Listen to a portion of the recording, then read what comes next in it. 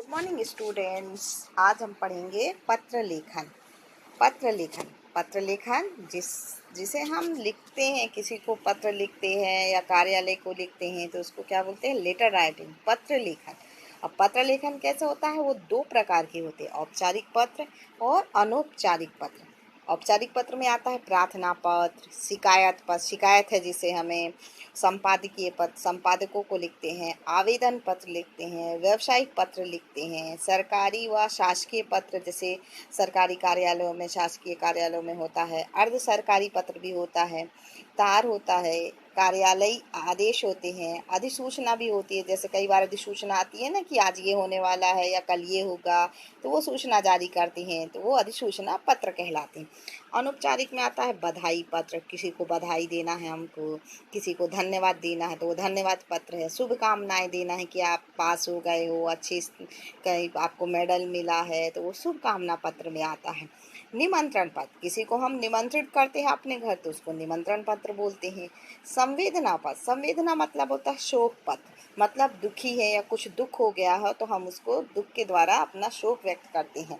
इसके बाद औपचारिक पत्र में हमारे जैसे कुछ आते हैं, आपको कहोगे कैसे क्या है, तो अधिकारियों को अगर हम लिखते हैं तो अधिकारियों में कौन आता है? कलेक्टर, तहसीलदार, आईपीएस अधिकारी, जो बड़ी बड़ी पोस्ट पे रहते हैं व्यक्ति, उनको हम अधिकारी कहते हैं। इसके बाद विभाग अध्यक्ष, मतलब जो उस विभाग का अध्यक्ष है उसको विभाग अध्यक्ष बोलते हैं। जैसे बिजली विभाग, वन विभाग, जल विभाग, नगर विभाग, ऐसे बहुत से आते हैं तो वो उनको विभाग अध्यक्ष बोलते हैं। फिर उसका प्रधानाचार्य, प्रधानाचार्य तो आप जानते हो कि स्कूलों कॉलेजों में होते हैं। फिर प्रकाशकों, प्रकाशकों मतलब अखबार जो प्रकाशित करता है, मैगजीन जो निकालता है, पुस्तकें जो निकालता है, वो प्रकाशक कहलाता है, तो उनको हम प्रकाशक बोलते हैं। इसके बाद आता है कार्यालय। कार्यालय में नगर पालिका, पंचायत हो गई, कई छोटे मोटे कार्यालय होते हैं जो खुले रहते हैं, उनको अगर हम पत्र लिखते हैं वो कार्यालय हो। इसके बाद अनौपचारिक पत्र आता है। अनौपचारिक में माता पिता, रिश्तेदारों में मामा मौसी, चाचा चाची, दादा दादी, जितने भी आपके रिश्तेदार हैं वो आ जाते हैं। इसके बाद मित्रों में आपके दोस्त होते हैं, जैसे अब स्कूल के हैं, कॉलेज के हैं, कॉलोनी के हैं, कुछ बचपन के हैं। और परिचितों में, परिचित मतलब जिन्हें हम थोड़ा बहुत पहचानते हैं, अगर हम उनको पत्र लिखते हैं तो अनौपचारिक पत्र में आता है। अब पत्र के अंग कितने हैं?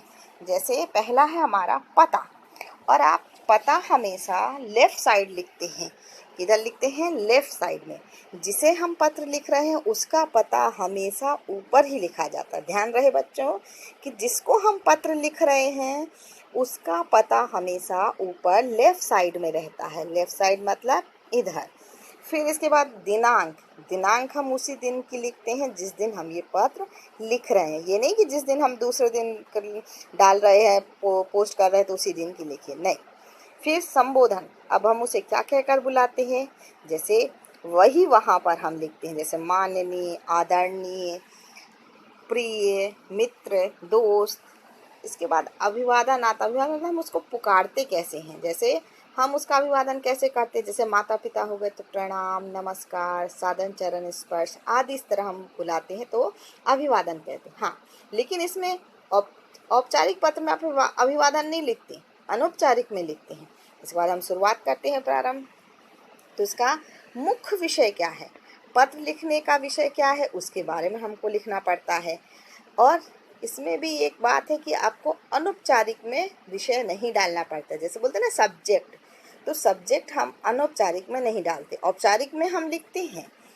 इसके बाद विषय का अंत, पत्र लिख चुकने के बाद हम अंत में लिखते हैं ना, आपका आज्ञाकारी शेष, भवदीय, प्रार्थी, निवेदन आदि लिखते हैं।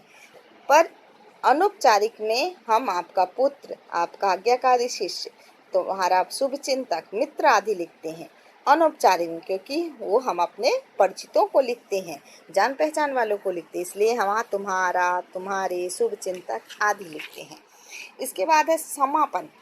अब पत्र का समापन हम कैसे करते हैं? पत्र का समापन करते समय स्वयं के लिए उचित शब्दों का प्रयोग करना चाहिए, जैसे धन्यवाद, या फिर आप जल्दी इस काम को करने की कृपा करें, प्लीज़ कृपा करके हम लिखते हैं पत्र लिखते समय। हाँ, लेकिन एक ख़ास बात है कि आप हमेशा जब भी पत्र लिखते हैं तो उस पत्र लिखते समय हमेशा उचित भाषा का प्रभाव और आपको प्रयोग करना चाहिए, जिससे सामने वाले को भी पढ़ने में अच्छा लगे और आपको भी लिखने में अच्छा लगे, प्रभावपूर्ण होनी चाहिए।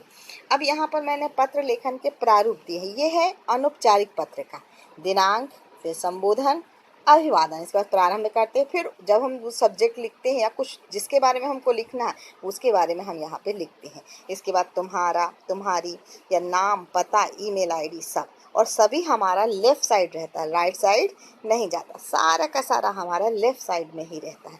इसी तरह यहाँ पे एक औपचारिक पत्र का है प्रारूप, दिनांक, फिर पता, फिर विषय, और उस विषय के बारे में आप क्या लिखते हैं, किसके बारे में लिखना चाहते हैं। फिर लास्ट में आपका इच्छुक, नागरिक, छात्र, प्रार्थी, इनमें तीनों में से जो भी आप लिखते हैं उसके एक लिख सकते हैं। फिर नाम, पता और ईमेल आईडी आपको लिखना ज़रूरी है। तो बच्चों, आपने देखा कि औपचारिक और अनौपचारिक पत्र कैसे लिखे जाते हैं, किस तरह लिखे जाते हैं, तो ये आपने पढ़ा। अगर आपको कुछ समझ में नहीं आता है तो आप मेरे वीडियो को लाइक कर सकते हैं, सब्सक्राइब कर सकते हैं। मैं आपको दूसरे वीडियो में और अच्छी तरह से समझा सकती हूँ। ठीक है, तो आप ये मेरा वीडियो देखिए और शेयर कीजिए।